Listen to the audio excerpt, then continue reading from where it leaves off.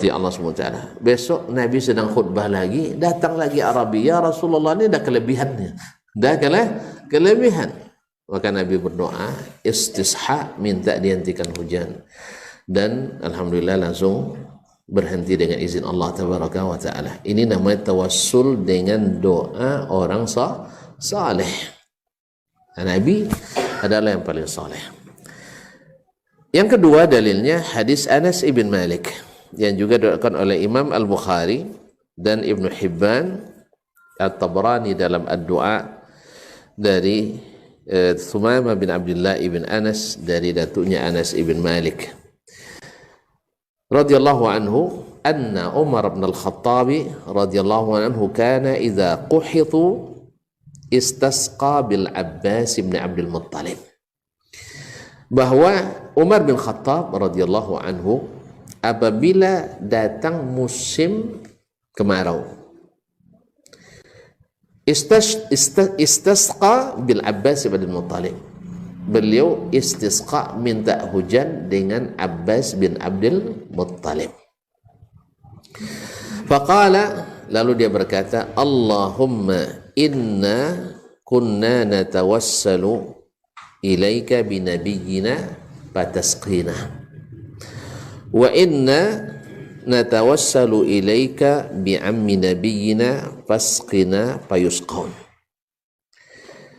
Dulu ya Allah, kami bertawassul kepadamu dengan nabimu atau dengan nabi kami, fatasqina atau fasaqaitana, lalu engkau beri kami hujan. Dulu kami bertawassul kepadamu minta hujan melalui Nabi sallallahu alaihi wasallam. Engkau berikan hujan.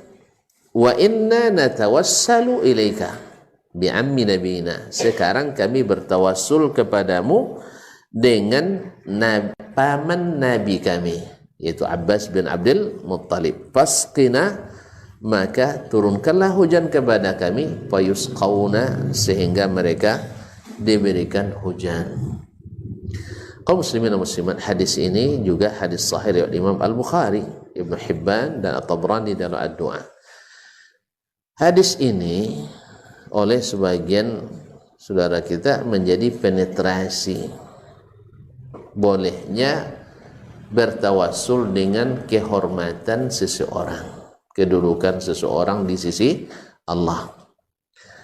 Padahal makanya di sini pentingnya mengikuti manhaj ahli hadis dalam memahami hadis, yaitu dikumpulkan seluruh lafaz hadis ini, karena sebagian menafsirkan yang lain. Di sini kan secara mujmal bahwa seolah-olah Umar meminta dengan diri Abbas, dengan diri Abbas, yaitu kehormatan Abbas, kedudukan Abbas di sisi Allah Tabaraka wa Ta'ala.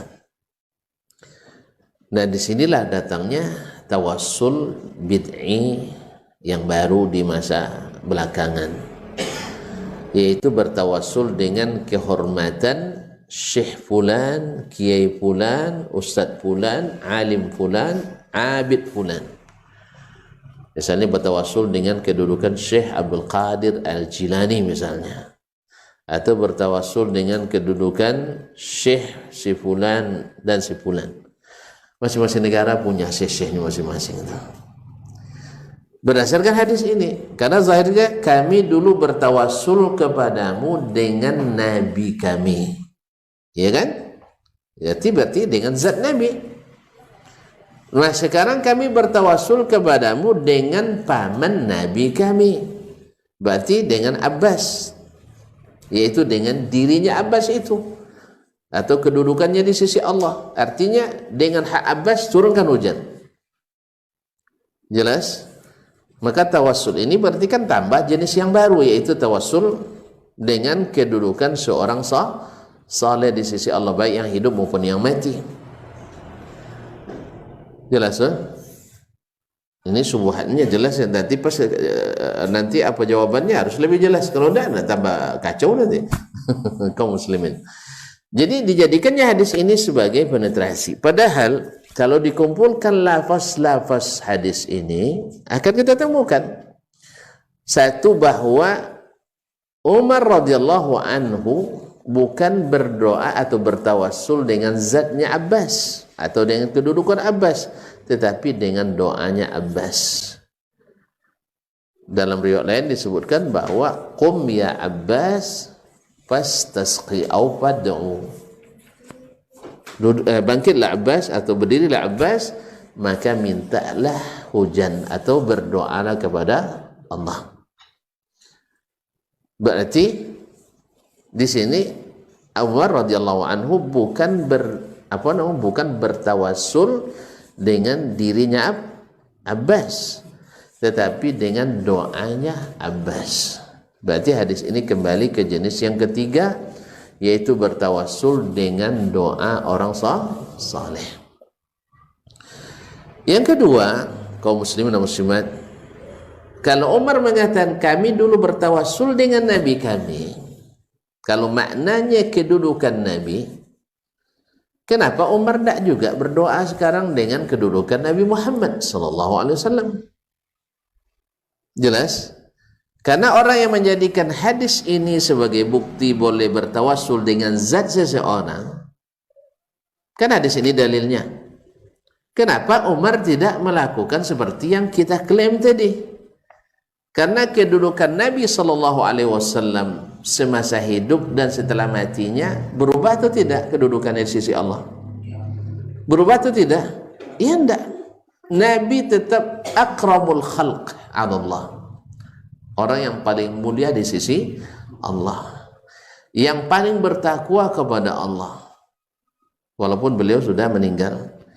Berarti dipahami bahwasanya yang ditawassulkan oleh Umar di masa Nabi adalah doanya Nabi sallallahu alaihi wasallam, bukan zatnya Nabi alaihi salatu wasallam.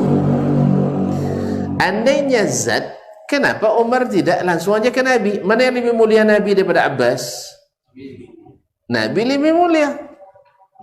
Kenapa harus ke Abbas?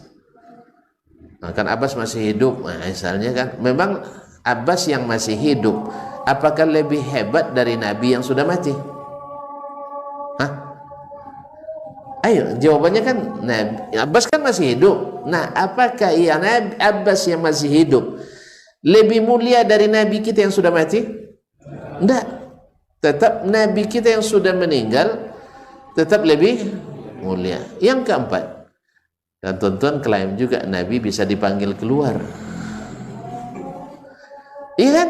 Kenapa tidak dipanggil saja Nabi untuk berdoa? Abdullah Nabi berdoa daripada Abbas. Oh, tidak bisa sembarang orang. Masya Allah, tidak bisa sembarang orang. Memang Umar sembarang? Ini kan hanya bisa dilakukan oleh khawas, kan itu klaimnya. Oleh syekh-syekh tertentu yang makamnya sudah sampai kepada tingkat hakikat, di atas ma'rifat, dan seterusnya, sampai kasyaf. Berarti Umar orang sembarangan kalau begitu. Abu Bakar orang sembarangan kalau gitu. Utsman orang sembarangan. Ali bin Abi Thalib, orang-orang yang dijamin masuk surga, orang sembarangan. Sehingga syekh kita lebih hebat daripada mereka. Syekh kita bisa manggil Nabi, bahkan bisa disuruh mencium lutut syekh kita. Di mana datangnya ini? Ikhwani fillah, kaum muslimin dan muslimat dirahmati Allah. Hanya khawasul khawas, ya, khawasul khawas. Orang yang dijamin masuk surga tidak masuk khawasul khawas. Atau alasan lain nanti ngayal lagi, mereka kan belum butuh itu, Ustaz. Subhanallah. Kalau tidak butuh kenapa minta didoakan hujan? Ya Allah ya Rabbi. Tapi memang yang namanya subuhat itu pandai menjawab. Pandai menjawab. Tapi kalau yang sunnah itu pandai taat. Nah, mana yang lebih bagus? Tonton suka yang pandai menjawab atau yang pandai taat? Jawablah. Pandai taat. Kalau sempat Iqbalnya jadi menantu, ya, kalau disuruh oleh mertuanya pandai jawab, Masya Allah, menantu saya hebat kalau disuruh pandai jawab. Atau jadi menantu setiap disuruh enggak, iyo, siap. Mana yang suka? Nah, antum yang mana tuh? Yang suka menjawab atau yang apa? Biar ditawarin. Masyaallah kiram dirahmati Allah SWT. Jadi bukan yang pandai jawab, tidak, yang pandai taat. Nah, jadi oleh sebab itu ikhwani kaum muslimin dan muslimat dirahmati Allah. Jadi hadis sahih kadang dipelesetkan artinya. Apa sebab?